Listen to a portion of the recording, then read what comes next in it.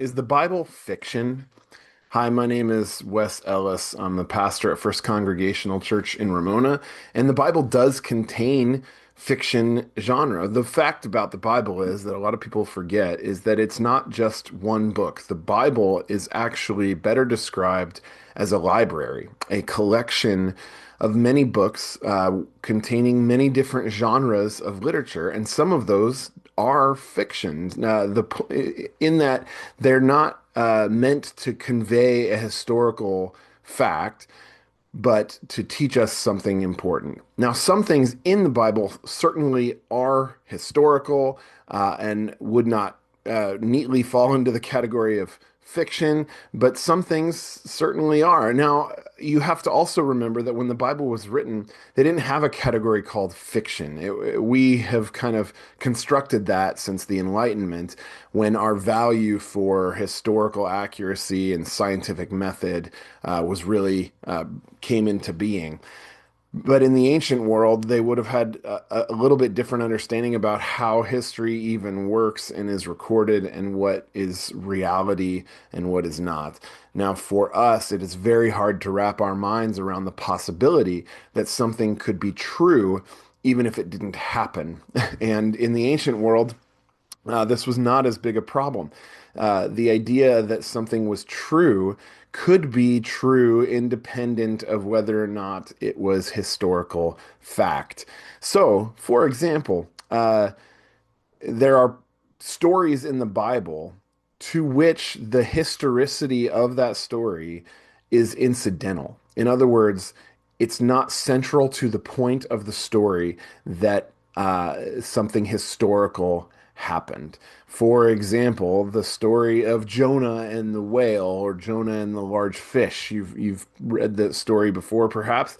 A story of a prophet who is commanded to do something, to go to a place called Nineveh, where people are, a people of whom he is afraid. And so he flees on a boat. And while he's on that boat, God sends a storm, and Jonah is thrown overboard, and a fish comes and swallows him whole and takes him to Nineveh. And the idea is he spits him out, and he gets out and prophesies to Nineveh, and Nineveh repents, and everything's good. Now, of course, the story is a little more complex than that, but that's the gist. And the fact of the matter is, this story, uh, whether or not it happened, is incidental to the real truth of the story. What this story is conveying about God's relationship with the world, God's relationship to Nineveh, the function of biblical prophecy, and God's willingness to forgive a people who repent. Those are the lessons that are true and trustworthy, and what the author of the text is trying to convey, not whether or not it happened. If you find yourself hung up on finding archaeological evidence for a giant fish swallowing a person, first of all, you're not going to find that. But also, you're asking the wrong question.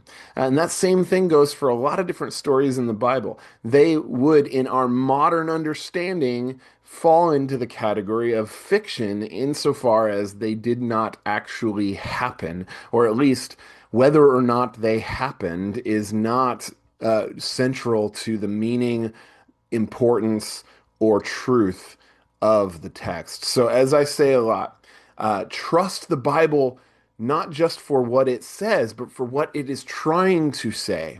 The Bible is not trying to teach you, for example, in Genesis chapter 1, that the earth was created in 6 literal days. That's not what the Bible is actually trying to teach you. What the Bible is trying to teach you is that God created the world out of love, that when God created all these things, God saw that it was good. And when you put that in conversation with other ancient Near Eastern stories that were written before and during that time, it's a profound account of a God who is so different from the gods of the other cultures around the people of Israel, and it gives an account of the kind of God who liberated the people from slavery in Egypt.